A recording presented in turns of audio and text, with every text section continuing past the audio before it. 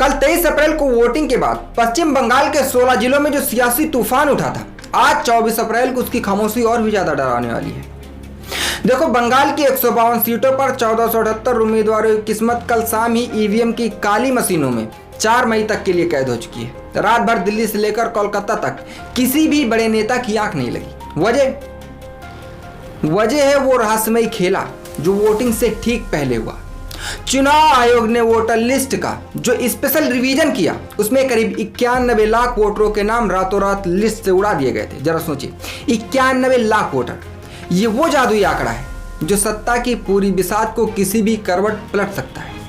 एक तरफ दांव पर ममता बनर्जी की लगातार चौथी बार मुख्यमंत्री बनने की साख है, तो वहीं दूसरी तरफ दशकों से बंगाल की सत्ता का वनवास काट रही बीजेपी का आर पार वाला आखिरी दांव है।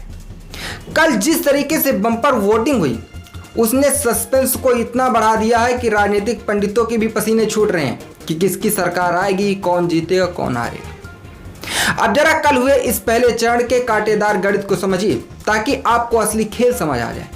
जिन 152 सीटों पर कल वोट पड़े हैं, उसका भूगोल बंगाल की सत्ता की असली चाबी है। इनमें से 54 सीटें उत्तर बंगाल के दार्जिलिंग, जलपाईगुड़ी, अलीपुरद्वार, कोच बिहार और मालदा जैसे इलाकों की है, जिन्हें आज भी बीजेपी का सबसे मजबूत और अजयगढ़ माना जाता है।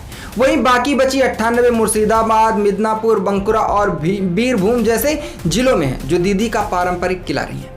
2021 के विधानसभा चुनाव में इन्हीं 152 सीटों में से भारतीय जनता पार्टी ने 59 और टीएमसी ने 93 सीटें जीती थी। दोस्तों, जरा दिमाग लगाइए और मुझे कमेंट में बताइए, क्या वोटर लिस्ट से जो 91 लाख नाम कटे हैं, उनका सीधा फायदा इस बार टीएमसी को होने वाला है या बीजेपी कोई बड़ा उलटफेर करेगी?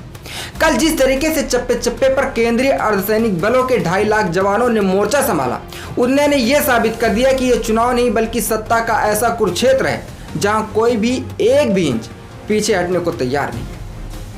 इस भयानक कांटे की टक्कर के बीच सबसे बड़ा सस्पेंस तो एग्जिट पोल और ओपिनियन पोल ने खड़ा कर दिया है। अंदर खाने और सट्टा बाजारों में तो कई तरह के रुझान साफ तौर पर आ रहे हैं, लेकिन चुनाव आयोग ने एक ऐसा डंडा चलाया है कि सबकी बोलती बंद हो गई है।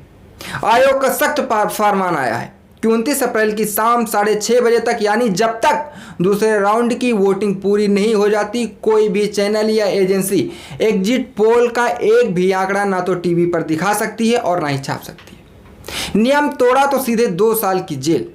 वैसे भी दोस्तों, एग्जिट पोल के ये सर्वे सिर्फ मतदान केंद्रों के बाहर का एक अनुमान होते हैं। याद है आपको 2021 का वो ऐतिहासिक चुनाव, जब इन्हीं पोल ने चिल्ला कर कहा था कि बंगाल में त्रिशंकु विधानसभा बनेगी, बीजेपी और टीएमसी में कांटे की टक्कर है। लेकिन जब 4 मई को पेटी खुली तो सारे ओपिनियन पोल धरे के धरे रह गए और दीदी ने 215 सीटों के साथ ऐसा तूफान खड़ा किया कि विपक्ष तिनके की तरह 2021 में उस चुनाव से उड़ गया था।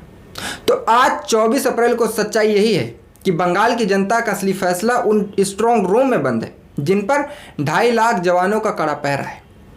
29 अप्रैल को दूसरे और आखिरी राउंड की वोटिंग होगी, लेकिन कल जो वोट पड़े हैं वही तय करेंगे कि बंगाल की हवा का असली रुख क्या है। क्या इस बार ममता बनर्जी के 59 साल के अवैध किले में बीजेपी की सेंधमारी कामयाब होगी और बंगाल में पहली बार भगवा लहराएगा, या फिर दीदी इन तमाम सस्पेंस और 91 लाख कटे हुए वोटों के बावजूद 2029 का सपना लेकर दिल्ली की तरफ कूच करेंगी? सस्पेंस की परतें अब 4 मई को ही खुलेंगी। दोस्तों, कल की वोटिंग के बाद आपका सिक्स सेंस क्या कहता है? क्या 4 मई को बंगाल में दीदी का राज तिलक होगा या दादा का? अपनी बेबाक राय मुझे तुरंत कमेंट बॉक्स में बताएं। राजनीति कैसी थ्रिलिंग और डीप एनालिसिस के लिए चैनल को सब्सक्राइब करना ना भूलें। मिलते हैं अगली वीडियो में।